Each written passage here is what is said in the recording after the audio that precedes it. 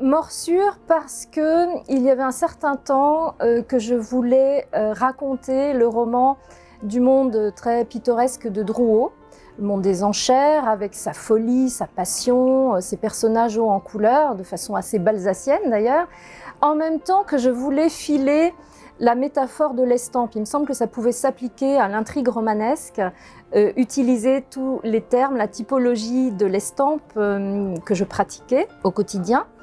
Et le titre Morsure s'est peu à peu imposé, suite à une réflexion avec mon éditeur Le Passage, parce qu'il était polysémique. C'est ainsi que morsure évoque bien sûr tout d'abord la morsure de l'acide dans la technique de l'eau forte. Les techniques de l'estampe me passionnent et ce terme s'imposait, mais on y entend aussi morsure au pluriel comme les morsures de l'âme, dans un roman qui est en plus un roman assez mouvementé avec de la passion, du désir, de l'amour, des frustrations. Et enfin, on y entend aussi mort sûre, mort certaine. Or, le roman commence de façon un peu provocante par le meurtre d'un commissaire-priseur. Voilà donc les différents aspects qui ont procédé à la gestation et à la composition de ce roman pour moi. C'est un roman que je voulais structurer sur deux plans temporels, c'est-à-dire faire se dérouler une intrigue dans le présent, le monde de Drouot que nous connaissons, que nous pratiquons, mais en même temps amener le lecteur avec la narratrice, qui est une sorte de double de moi-même, à une plongée dans le passé et une plongée avec des retours en arrière un peu successifs, de façon à perturber le cours trop linéaire de la narration et amener aussi à réfléchir à ce qu'est la fascination pour l'objet et à quelle plongée historique ces objets nous amènent. Ce roman, je l'ai écrit avec la naïveté et la candeur d'une jeune femme il y a déjà un certain nombre d'années. Bien sûr, il y a toujours une projection de l'auteur dans son narrateur, mais également dans les autres personnages. Il ne faut pas oublier, comme disait Flaubert, Madame Bovary, c'est moi. Je suis tous mes personnages. J'ai projeté des émotions dans chacun d'entre eux. Hortense, c'est en fait le filtre, la conscience à travers laquelle se déroule cette intrigue. Elle est aux prises avec un monde dont elle comprend les codes, où elle ne se sent peut-être pas tout à fait à sa place. C'est sans doute le ressenti que j'avais, jeune femme, dans le monde assez imposant, impressionnant et même machiste de Drouot lorsque j'avais une trentaine d'années. C'est aussi quelqu'un qui plonge jusqu'à s'y perdre dans les images. Mon quotidien, c'est bien sûr l'estampe qui me fascine, aussi bien l'estampe du XVIe siècle que tout d'un coup une belle gravure du XXe, mais à chaque fois je les observe avec un certain goût, une appétence pour le détail, et certaines estampes maniéristes ou du XVIIe me procurent beaucoup d'émotions. J'ai envie de comprendre ce qui s'y joue, ce qui s'y passe, et avec cette tendance de narrateur, de romancière, j'ai bien sûr envie de m'écrire des histoires. Tous mes romans procèdent toujours d'une intrigue, d'une cristallisation causée par un objet, une estampe, une image, une anecdote qui ont créé une sorte de fascination pour moi. Ici, vous avez là un Saint Jean-Baptiste qui tient son bâton, qui emmène cette jeune femme. Alors, toujours aussi des gens comme pris à l'instant T dans une scène. Vous voyez même cet insecte géant qui est posé sur elle. C'est un oiseau, une sauterelle. Alors, ouais, c'est une sauterelle. Alors, c'est peut-être une allusion aux plaies d'Égypte, je ne sais pas, il faudrait vraiment lire ce qu'il a écrit. Mais ce sont toujours des allégories très complexes. Le type, il était enfermé dans son travail de maniaque et c'est magnifiquement gravé. D'ailleurs, votre épreuve, on voit très bien le coup de planche, vous voyez, qui montre bien, on le voit très bien avec les biseaux. Elle est tirée sur un beau Japon, en plus, le papier de luxe de l'époque. Les planches faisaient partie de séries, d'ailleurs, qui étaient éditées en nombre important et retirées, d'ailleurs, assez souvent. Mes romans amènent toujours à une plongée dans des œuvres, tableaux, mais ici en particulier estampes, parce que d'abord ces œuvres sont pour moi source de fascination au quotidien. Je décris chaque jour des dizaines d'estampes, j'examine des cartons, je compulse des collections et on ne peut pas le faire si on n'y est pas forcément attaché. Je rentre dans les détails, c'est ça qui me passionne.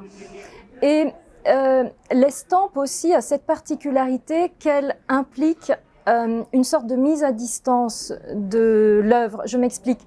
Un graveur grave sa matrice, un lithographe lithographie sa pierre, et ça passe ensuite sous presse, avec tout le savoir-faire des techniciens, des imprimeurs, et le résultat est une œuvre imprimée sur papier.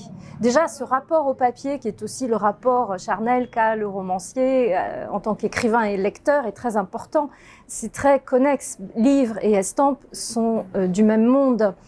Et le fait d'avoir une œuvre en main, une œuvre sur papier avec laquelle on peut avoir un rapport intime, en tant qu'expert, je fais le geste de les tenir, vous voyez, elles ne sont pas forcément encadrées, c'est quelque chose qui nous amène vraiment à rentrer dans des œuvres, surtout si elles sont figuratives, et pour moi, mais c'est peut-être ma déformation un peu malade, à y projeter des histoires, à essayer d'en tirer une substance qui viendra nourrir mon travail de romancière. Alors là, on a l'image classique de la jeune femme un peu déshabillée, 1900, mais voilà, encore une fois, c'est très dynamique parce qu'elle est prise dans les ronces. Alors il y a ce contraste entre l'élégance, la fragilité de la chair et puis le premier plan avec ces ronces un peu agressives. Oui. Dans tous mes romans, j'ai toujours eu besoin du support historique, d'une anecdote ou de personnage ou d'une toile de fond que je puisse développer narrativement. Pour ça, et beaucoup d'écrivains le disent, il ne faut pas qu'il y ait trop de détails, trop de matière connue. Il est important d'avoir un sujet qui est du blanc dans lequel on puisse se projeter. C'est pourquoi le personnage de Bellange, graveur de la cour de Lorraine à la fin du XVIe, début XVIIe, était très propice parce qu'on connaît peu de choses sur lui. Il est très fascinant parce que ces gravures, on a peu de tableaux de lui qui subsistent, ces gravures en tout cas, en petit nombre, elles sont à peine une quarantaine, sont très maniéristes, alors en cela il s'inscrit dans le goût de son époque bien sûr, mais ont quelque chose de particulier, d'assez tendu en général, vers une forme un peu excessive. On voit souvent des personnages de dos aussi, avec pour le coup des formes très contournées, exagérées.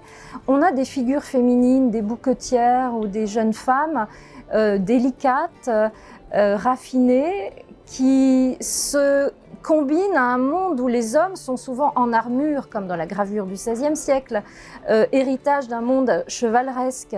Et donc cette combinaison des deux éléments, élégance, finesse, délicatesse féminine et une certaine importance, violence même masculine, était déjà pour moi une source de conflit au sens noble du terme, de cristallisation romanesque. Il y avait cette dynamique qui pouvait se mettre en œuvre au sein des gravures de Bellange. En tout cas, je pense que c'est ce qui me fascinait, si je dois le dire aujourd'hui rétrospectivement. Et c'est ce qui m'a permis de mettre en œuvre aussi une intrigue où il y ait ce mélange auquel je tiens beaucoup dans mon écriture, violence et délicatesse. Le titre Morsure a de la violence, bien sûr, il est presque trop violent pour le sujet du roman, dont la plume est plutôt élégante, délicate. Mais voilà, cette ambiguïté du basculement vers la violence possible dans le monde de la plus grande délicatesse, de l'élégance et de la courtoisie, c'est quelque chose qui me stimule beaucoup. Voici donc le dernier paragraphe du roman, qui a le mérite de ne pas dévoiler pour autant la fin, mais qui condense en quelque sorte mon projet d'écriture. Je lève la main et la tends vers l'écran. L'image est nette, mes doigts suivent seuls les contours des figures, à peine parcourus d'un picotement d'électricité statique. Ils savent le trajet par cœur. Je revois tout dans les moindres détails. À présent, je connais l'histoire. Et l'ange, dans l'embrasure de la porte, me sourit.